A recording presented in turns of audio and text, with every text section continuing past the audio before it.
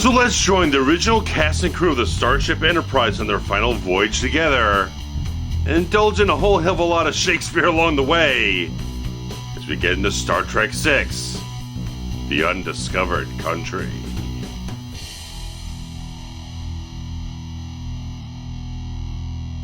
When the Federation Starship Excelsior is hit by a massive energy shockwave, it is discovered that the Klingon moon Praxis has exploded due to intensive and unsafe mining conditions.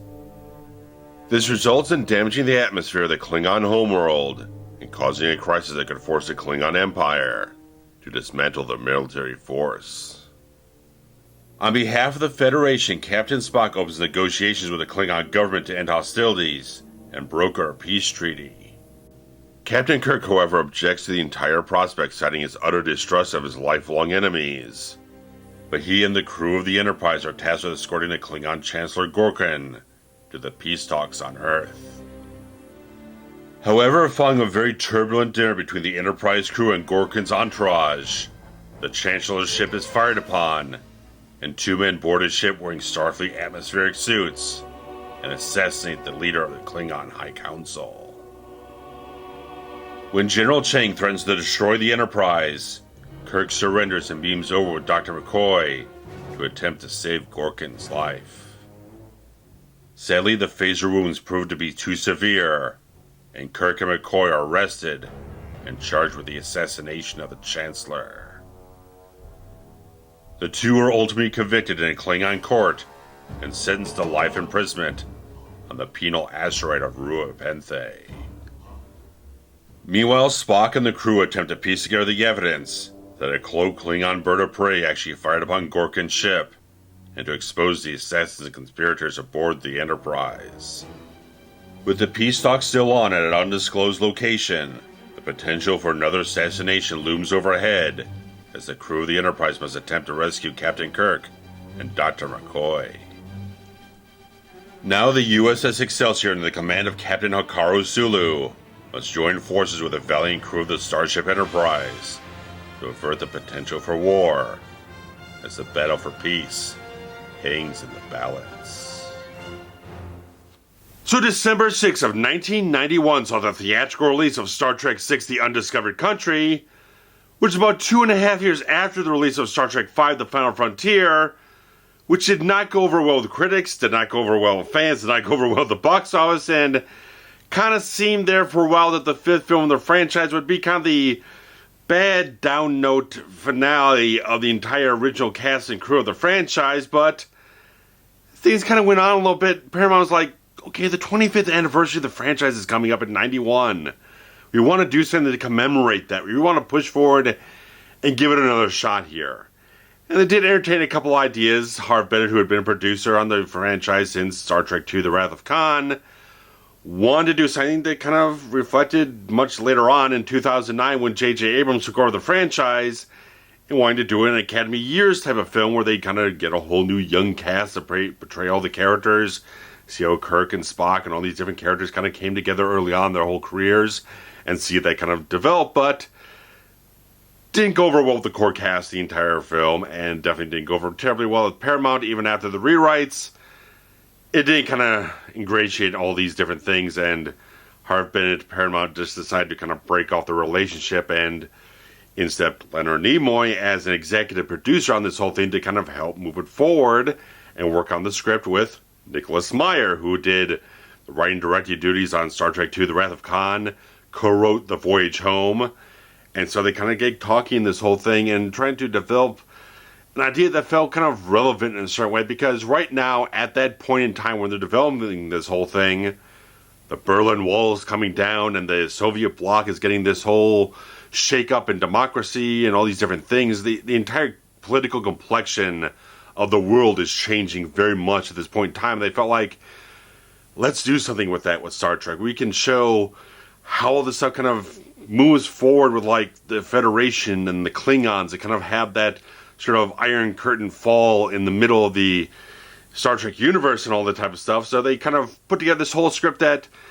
didn't go over terribly well with Gene Roddenberry, who unfortunately was kind of, by the end of production, felt very much ill and had some very heated arguments with Nick Meyer in this entire situation about the kind of prejudices and the bigotry and all these little things that kind of pepper throughout the entire story to kind of create this entire idea of conspiracy and people afraid of the future and all these different changes in political and social landscape. So there's a definite conflict there at the end of Gene Roddenberry's life and everything like that with how this film was moving forward and how the ideas were developing and stuff like that. And there's very heated arguments that Nick Meyer does kind of regret in retrospect after not really realizing how ill Roddenberry was, and sadly Gene Roddenberry would not live to see the release of this film. But they did dedicate the film to his memory as the creator of Star Trek, as well as a two-part episode of The Next Generation, which guest starred Leonard Nimoy as Spock.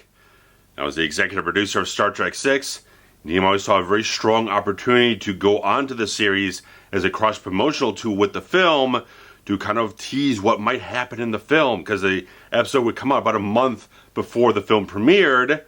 And so they did this two-part episode, Unification 1 and 2, where Nimoy only shows up right at the end of the first episode and kind of goes throughout the entire second episode. And they actually had to kind of shoot everything with the second episode first to get around Nimoy's schedule and everything like that. So they kind of had to reverse the production schedule to get his stuff done ahead of time. But as big of an event as that was at the time, I do think in retrospect, the kind of Unification two-parter was kind of a little bit lackluster. Even the writers felt like it was kind of underwhelming. It didn't really kind of hit the potential, what they really could have done, getting Spock in The Next Generation and having these scenes with Jean-Luc Picard and having a very interesting, exciting story. And it being kind of bland, kind of talky, and not a whole ton of drama to it. It was a little monotonous in a certain way, and a lot of the writers felt that they just didn't have as much leeway, didn't have as much headway going into it to really develop the story to the most potential they possibly could have. But regardless of any criticisms I might have now, it was one of the highest rated episodes of the entire series, and definitely did what Nimoy wanted to do. Peak interest for the film coming up in December that year, and absolutely positively showed that the box has made almost $97 million out off of a budget that was slightly cut down from Final Frontier from about 33 to 27 million, but made such a great profit on this whole thing. It really was the whole thing where everyone was just so much more pleased. The critics were much more favorable to it. The fans were much more favorable to it. It just worked off on such a better, even flowing level as a narrative and a production overall. But such a thing with the thematic material of Star Trek VI here, that was such a necessary story to tell in the transition between the original series and The Next Generation. We had never seen what the kind of catalyst was towards getting an alliance between the Federation and the Klingon Empire, and this film tells that story. It shows how that moved from adversaries to allies, and such a great type of thing to see how that moves forward and how to have all the characters deal with that type of thing, just like this entire mindset where you're stuck in this type of way of thinking about a certain type of person being the enemy, the adversary, the someone you're always afraid of dealing with. They could be hostile, they could be treacherous, all these different things. You never know when something might break out. There might be a battle, there might be a war, there might be something just terrible waiting around the corner for something to happen, and finding the way to break through that prejudice and break through that way of thinking and try to find more elastic ways of just wrapping yourself around these ideas that progress through society to move forward into eras of peace, away from the war and the distrust and all these different things that you had going on between the Federation, the Klingons. And you just see the dichotomy of that type of stuff. You see the conspirators are all these people who are afraid of the future. They're all afraid of what this whole thing would mean, changing all these different things around them. They're too afraid of what it means for what their place is in the universe. If they become obsolete in an entire world where there's an alliance, there's trust, there's all these different things that are broken down from what they're used to and they're comfortable with. So it's such a brilliant type of story in that regard to have those necessary themes move forward through the pantheon of Star Trek to see where it goes towards the next generation, to break down those barriers, have the whole thing where Gorkon says our generation is going to have the hardest time living it because they've gotten so comfortable with distrusting one another that they have to kind of get past that themselves as much as possible to make a better future for those behind them. So it's a wonderful type of thing to have Star Trek address those issues, even if it's a little bit against where Roddenberry envisions Star Trek to be, this kind of utopia of humanity and stuff like that.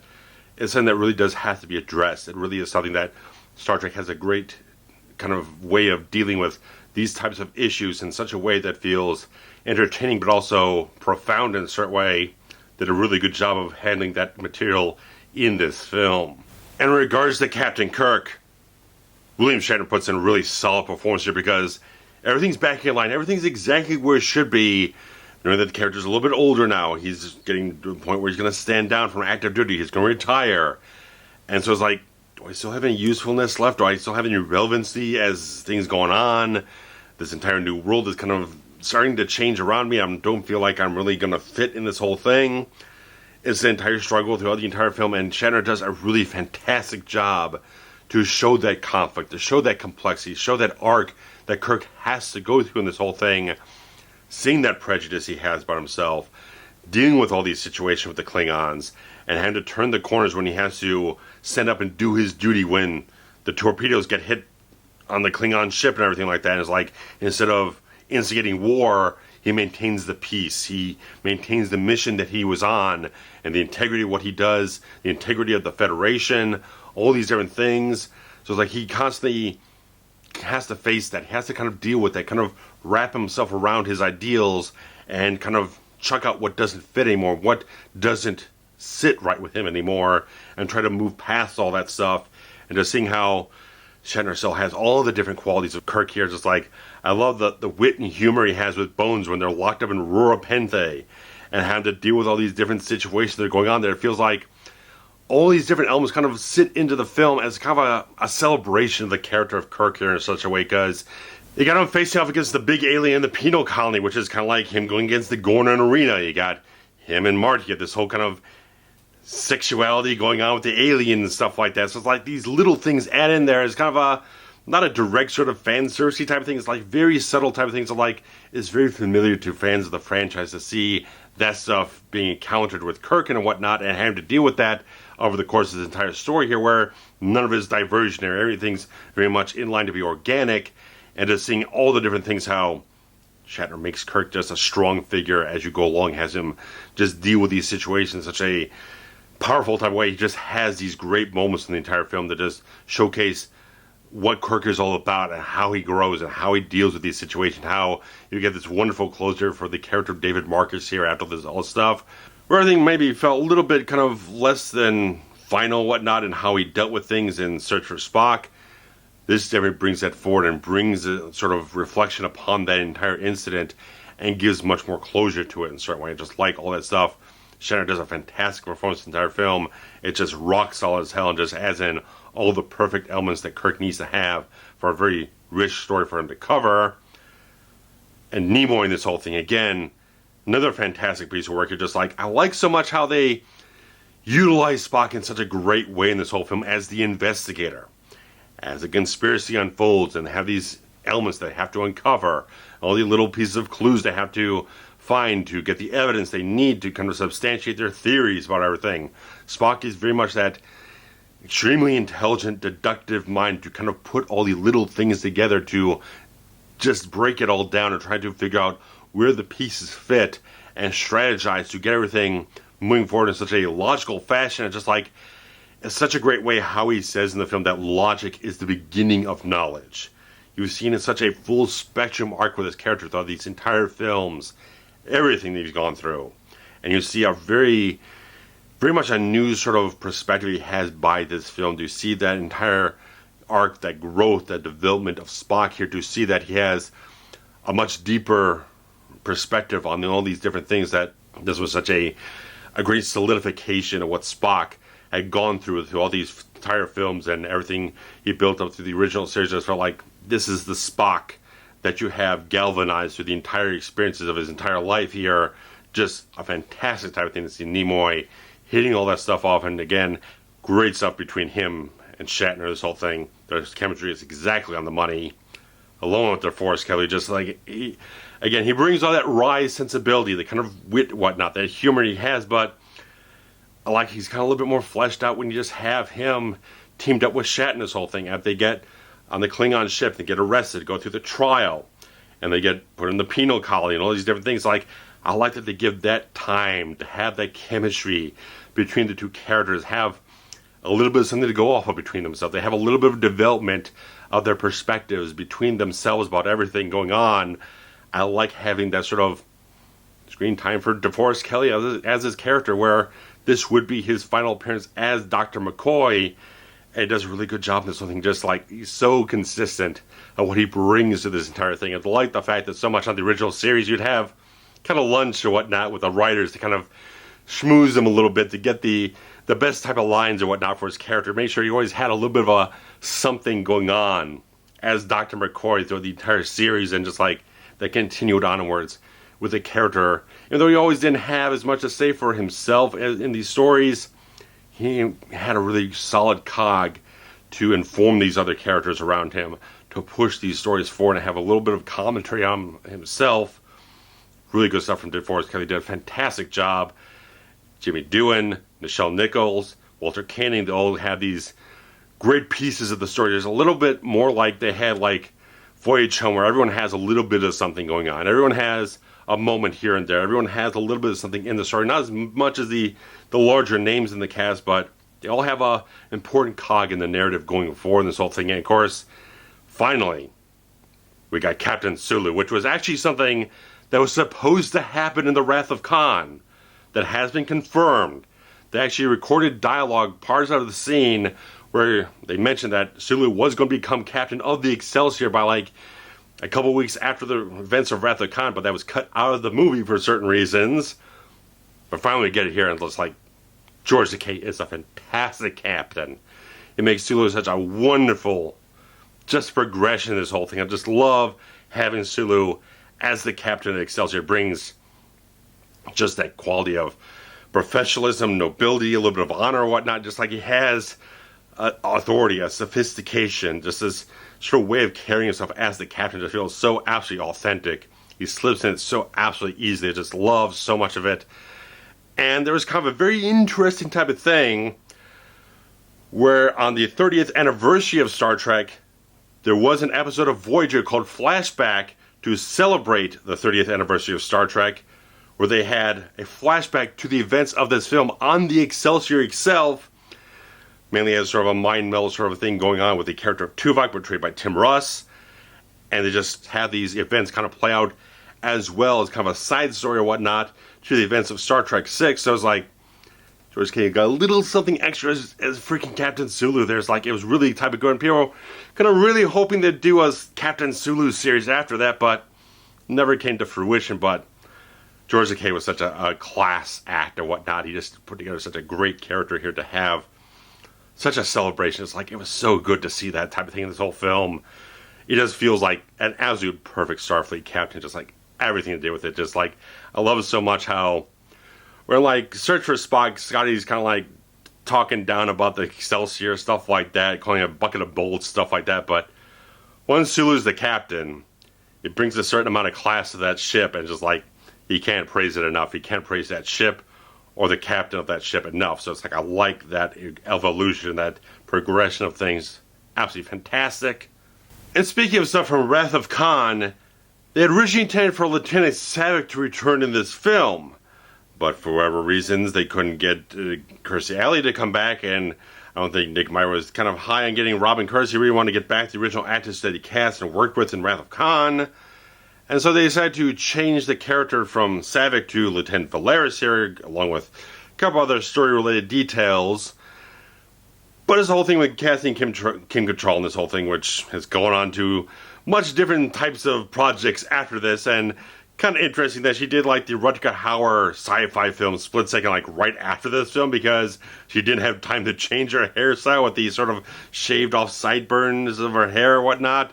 Interesting there, but with Valeris, it's kind of an interesting thing there, because Cattrall's okay. She does struggle with trying to approximate a sort of Vulcan performance, which is, again, a very delicate type of thing to get on. And I think she didn't quite get all of it in there. Some of the line deliveries are just a little They're lacking in conviction. They're a little lacking in certain strength in certain places. So it's like she's trying to work with it. She's not quite there as well. So she's got really good moments. She's got good scenes. She's got good qualities, I think. Does create something in the film that feels like it should connect all the way there and have a good rapport with the rest of the cast. It does get there in some places, but it doesn't get there all the way. And it's kind of the interesting whole thing that if it had been Lieutenant Saavik, it would have followed on the same path of the story where she ends up being a traitor and betraying the Federation and becoming an enemy and stuff like that. So it's like something that would kind of enrage a lot of fans. We get a lot of people upset to have that character that you followed and had a certain connection with these other films and certainly 2 other portrayals.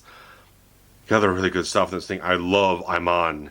She's actually fantastic as Martia. Just like she's a supermodel and has a little bit of acting experience, and she would end up marrying David Bowie about the year after this, but she's fantastic. I love her in this whole film. Just like she just feels so natural on screen. It has this charisma and this kind of working the exotic alien angle in the whole thing. She's really goddamn good in this whole thing.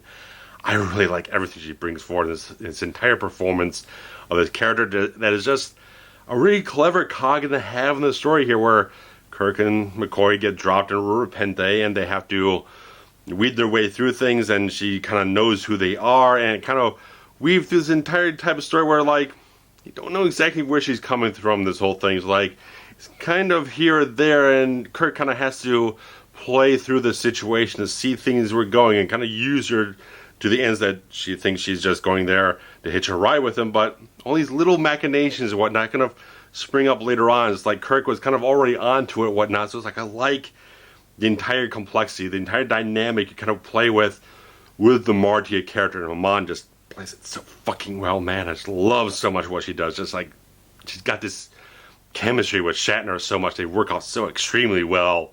She's really talented. I just like everything she does here. It's off the charts, man. It's just fantastic element in the entire story that's very cleverly implemented and excellently portrayed in this whole thing.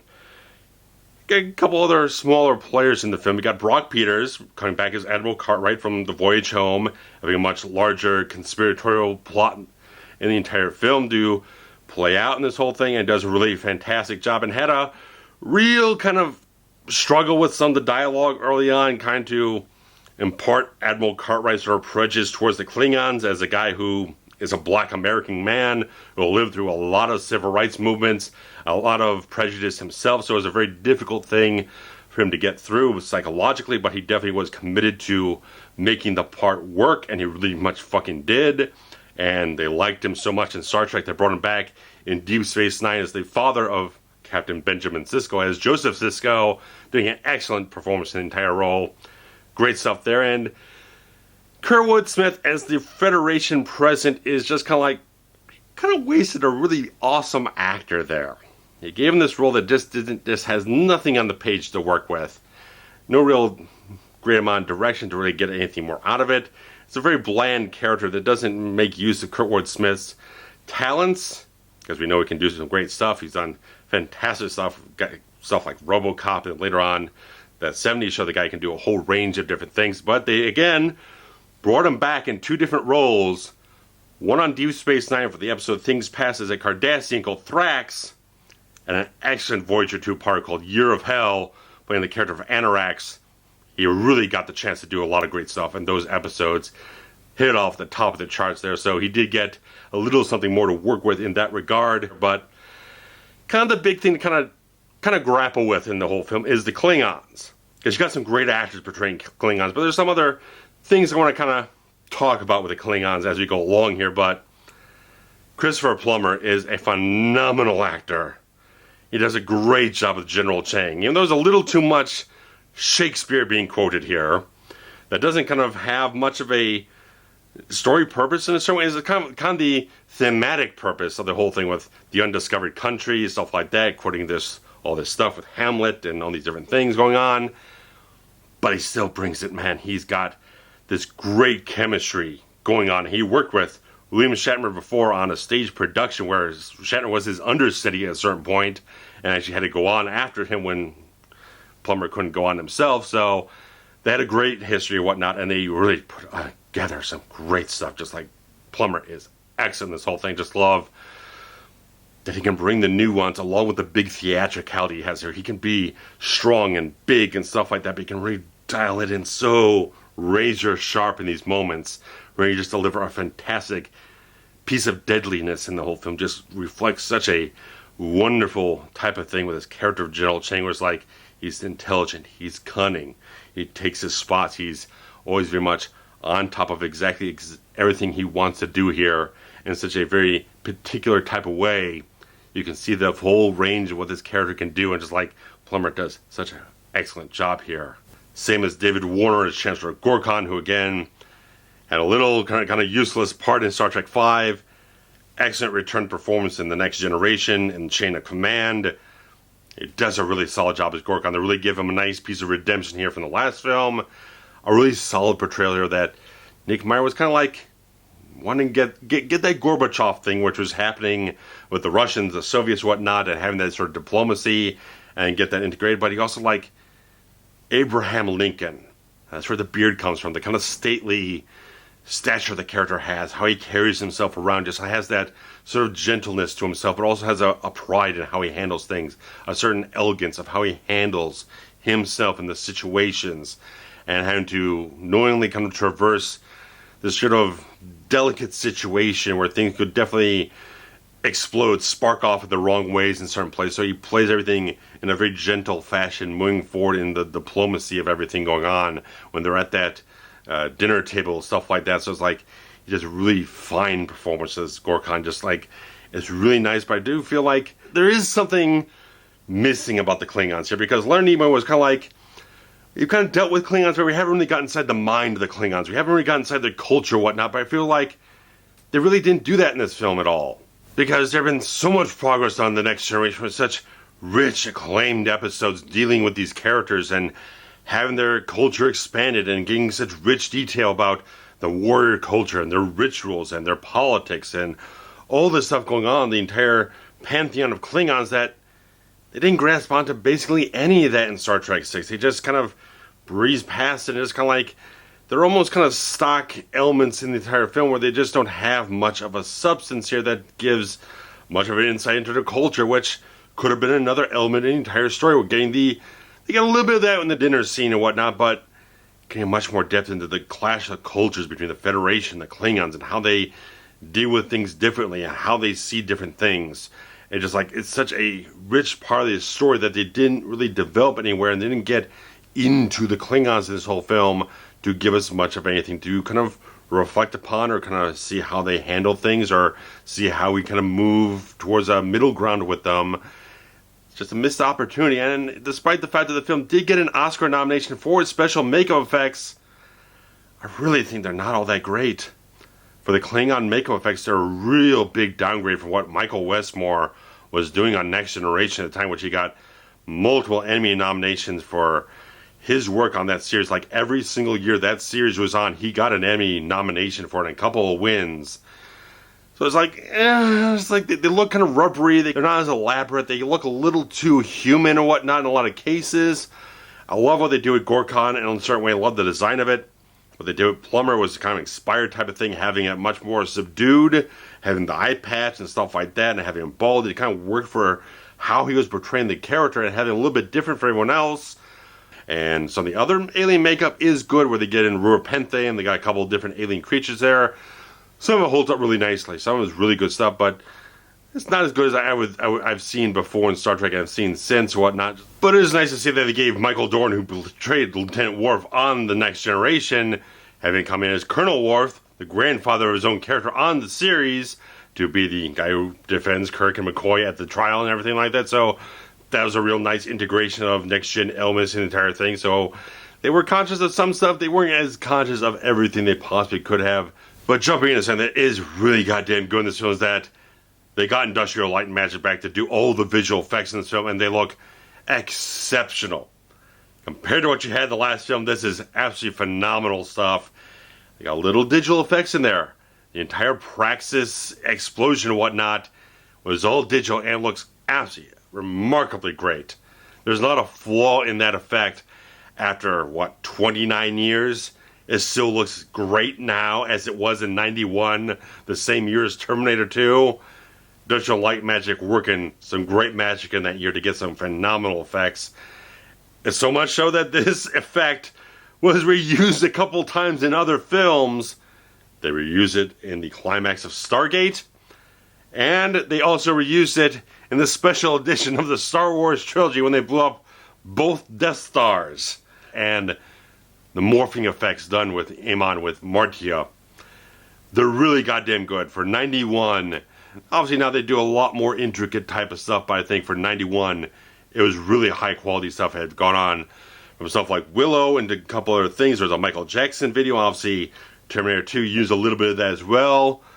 But this really just hit off a really good quality effect. And all the model work is absolutely superb. The models look absolutely phenomenal in this whole thing. Great stuff. And it's photographed so very well. Just like you get back the sense of weight and scope with these different ships or whatnot, just like all look absolutely phenomenal. This whole thing, getting the Excelsior in there, along with the Enterprise, and just like the entire thing at the end of the film, or the three-way battle between them and the Klingon bird of prey, just like it's all absolutely phenomenal stuff. I just love so many things, how they just shoot and light all the models. You look just gorgeous. Just gorgeous. It's like the entire end battle sequence. It's just wonderful type of stuff on every level. How it's shot, edited, put together, everything like that. It's a great climax of the whole thing. Just like that one point where they got McCoy and Spock, they're doing the surgery on the torpedo, and they have these wonderful pieces of banter back and forth, these wonderful lines shooting back and forth. It's just like at one moment where Kirk gets up and says fire, and a torpedo shoots out and just like changes like all shit. It just blows up, and the Excelsior and Enterprise just destroy the whole thing. Excellent type of stuff. Just a perfect moment there. Perfect stuff. Everything comes out wonderful in these effects. There's not a goddamn flaw anywhere. They're absolutely phenomenal type of stuff all over the place. And the entire musical score in this film from Cliff Idleman is just an excellent piece of work, because Nick Meyer was kind of looking for someone a little bit different to do this film. He wanted a little bit of a different sensibility. He wanted a little bit of the darker themes going on in this whole film. Just have that film start off, not with a big fanfare, but have that foreboding, ominous sense, real dramatic type of build up the entire thing. And that works so well in this whole film. Just like Idleman nailed off such great dramatic themes that just empower the story so much and get all these big, dangerous feelings out of the score when you get into the battle sequences at the end of the film. Just like everything builds up so perfectly. The sound of everything is such a grand scale of everything. There's such a epicness to how his score builds out. It has such a fullness to it and such a richness as well. But it has those little light moments or whatnot. He's got this little theme in there that just kind of lifts everything up. It's kind of a hero theme or whatnot. Just like adds in a little bit of Alexander Courage, but he adds in his own type of thing that feels so much in line with Star Trek. It just nails the sound of what Star Trek should be. He gets so much right in this whole film. Just love everything he does so much with this whole thing. Definitely get the score soundtrack from Entrada Records. It's absolutely worth it. It's complete. And it sounds absolutely phenomenal. Just a wonderful piece of work. It's powerful, impactful, dramatic. A little bit of heartwarming here as well. Just like has those moments where it just rises you up, lifts you up with these characters, and sends you off on such a great sort of farewell to them. The only flaws in the story, just like the conspiracy angle, just feels like it's a little underdeveloped. There's so many good things with how the characters grow and progress and develop and confront the issues in this film. The mystery is just a little flimsy here and there. Just like there's very few players involved. Things are a little bit obvious who's involved with what. And just feel like a lot of the conspirators don't have much of an impact. Like, okay, that Romulan ambassador who has like 3 lines of dialogue in the film, who has no character development, he's part of it. Okay, what does that mean to anything? It doesn't really mean anything. He's just there to be there. And just like, it's kind of the thing with Valeris that it's kind of things like, okay, I understand them not end up doing Sabbath because vetoing that entire idea because it would upset a lot of fans. But that's the fact it would have had more impact on the film, because as fairly good as Valeris is, they do write it very well. I think Cattrall does. Again, a little bit of hit or miss type of performance with it. Ultimately, it does have a lot of emotional impact on the story. It has certain elements that could have worked better if it was Savick. It is very contentious to kind of say that, because a lot of people come out of the woodwork and say, goddamn no, don't do that to that character, but felt like we kind of left that character off in a way that didn't feel like it had much of a pertinence. It didn't have much of a ultimate stamp on things, but again, having her turn off to be a traitor or whatnot and betraying all these characters that she kind of grew to have a sort of relationship with would have tarnished her legacy. So it's a catch-22 type of thing. You would have more emotional investment if she turned out to be that character and would have had a much more integration in the entire story to have that deeper type of thing, but it also would have had a very detriment to the entire legacy of that character. So it's a hit or miss type of thing. So it's like a lot of things that just don't add up very well. It's like there's always that type of thing in the film, in the second act, where it doesn't feel like there's as much tension. There's not as much sort of back against the wall type of things with the crew of the Enterprise there, where they're going through the ship and trying to find the evidence and all these different things. It's like there's not enough pressure of time on the characters. There's not as much sort of ominous sense about the threat going on out there. There's nothing there. There's nothing going on with the sort of conspiratorial elements of the film in the second act. As there are things happen with Gorkon until you get to the Camp Kittimer type of thing with the other assassination and the encounter with Chang on the bird of prey there at the end.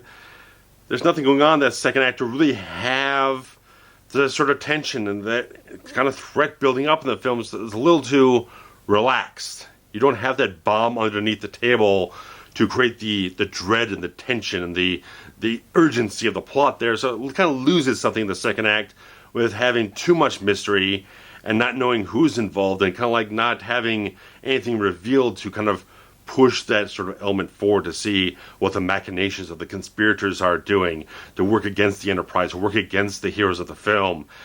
So it's like the mystery angle is kind of the weakest element of the film. The thematic material, everything the characters are dealing with internally and struggling to avert further disaster or whatnot to bring forward the age of peace with the Klingons, all that type of stuff, is phenomenally done. But the themes of Star Trek VI are so very timeless, and everything else goes on with the drama of the characters that you're very much invested in. All the stuff that has to be very pertinent to this film and the legacy of Star Trek and what Star Trek does with his stories is exceptionally well handled in this film. So many things are really well handled, even though I got problems with Klingons and some things with the mystery. The stuff that really matters really does come off extremely well, and this is why this is still an excellent film in the Star Trek pantheon. And there are 3 different versions of this film, slightly. There's the original theatrical cut, which is on the Blu-ray. Then there's the special home video version, which was on VHS, Laserdisc, and on the original DVD version, which was just a port over the Laserdisc transfer, where Nick Meyer went back in and reintegrated a couple extra scenes. This mainly involved the character of Colonel West, portrayed by Renee Auberjonois, who would end up going on to Deep Space Nine as Constable Odo. Fantastic role, excellent type of thing, but that added in a little bit of something extra to sort of the conspiracy angle, stuff like that. He'd been another conspirator in the whole thing, and him coming in with the Federation president suggesting a sort of rescue mission to get Kirk and McCoy out of Klingon space. And a few other little scenes here and there to get a little bit more build up in the elements of the story of deconstructing the mystery on the Enterprise and finding the conspirators of the magnetic boats and stuff like that. Little things here and there, and obviously revealing that the Klingon assassin at the end of the film was actually Colonel West in disguise. And then there was the special collector's edition DVD, which is basically the same version of the film that was originally released on home video, but just a little bit more refined in the edit. There's a little bit more stuff added into when they do the Spock-Valeris mind meld at the end of the film to sort of use it as a sort of interrogation tactic, and as she is naming the conspirators, you get sort of flashback images of each one of them on the screen there. So little bitty things they kind of slightly refined here and there to make a little bit of a different experience, where I think that's pretty much the special collector's edition is probably the best version of it. I'll just go with what Nick Meyer decided as his definitive version of the film. Doesn't really add too much to the entire scope of the entire film, but I think it does fill things out just a tad bit more in the whole film, and just kind of still works either way. Whichever version you watch still works. It's a very solid piece of work. Everything comes together very well. I think the cinematography in the film is very well handled by Hiro Narita. They just add a little bit of a different style. It's not shot anamorphically, it's shot on Super 35. So when Nick Meyer did his home video re-edits, he kind of opened up the framing of the film to be a little bit more, a little taller or whatnot from the CinemaScope frame. And just overall, Star Trek 6 is still a really good film. And there's so many different things. Again, I've mentioned so many other episodes that kind of link into this thing with unification and flashback from Voyager. There's actually an episode of Enterprise that actually reuses a lot of these same sort of Klingon elements of this entire film, where you've got Scott Bakula's character of Captain Archer gets put into the Klingon trial, whatnot, and he gets sentenced to Rura Penthe. They reuse those set pieces to tell a little bit of a different story for that entire series there, to use it, again, another thing they use as a prequel to that thing to kind of harken back to stuff that would end up coming up later on, the chronology of Star Trek. So it was a nice little episode. I really liked it. They had a really good piece of work there in terms of how they reused those sort of elements from Star Trek 6 into that story. So a lot of stuff that's kind of gone back out into the Star Trek pantheon from this film that's had an impact. So there's a lot of important stuff in this film, and I think I've covered as much as I possibly can. I think it's a good piece of work. Even though I have some issues with certain little things here, the overall product, where it needs to stand up, stands up extremely well. So guys, get your thoughts and opinions down below about what you think about this film and the franchise. This phenomenal send-off for the original cast and crew, where I love so much they did the entire signatures at the end of the film. So much so that when I saw Avengers Endgame and they did the exact same thing, it's like, somebody watched Star Trek 6. Someone took that goddamn idea and just did a phenomenal job. Just like, I was so flipped out when I saw that. I couldn't wait to tell someone about it. I was so excited. It's like, they used the Star Trek 6 thing with the signatures and all this stuff. It was wonderful. Awesome. Awesome stuff. Just like, it was perfect grace note to end these characters on as a whole. Obviously, we get Jimmy Doohan as Scotty. Comes back in the episode Next Generation. Kirk shows up in Generations, the next film, the franchise, and little things here and there. But regardless of that, as a whole cast and crew, all together for one final mission, I couldn't really ask them much better. Again, Sulu, Alex Celsior, awesome stuff. Awesome stuff overall with this film in general. So, thanks so much, guys. There's always the Patreon if you want to support a little bit of something around here. If you're able, you get early access to all the videos, download archive of every single commentary we've ever done on the entire channel here, and early access to those as well. So, guys, thanks much. Take care. Live long and prosper.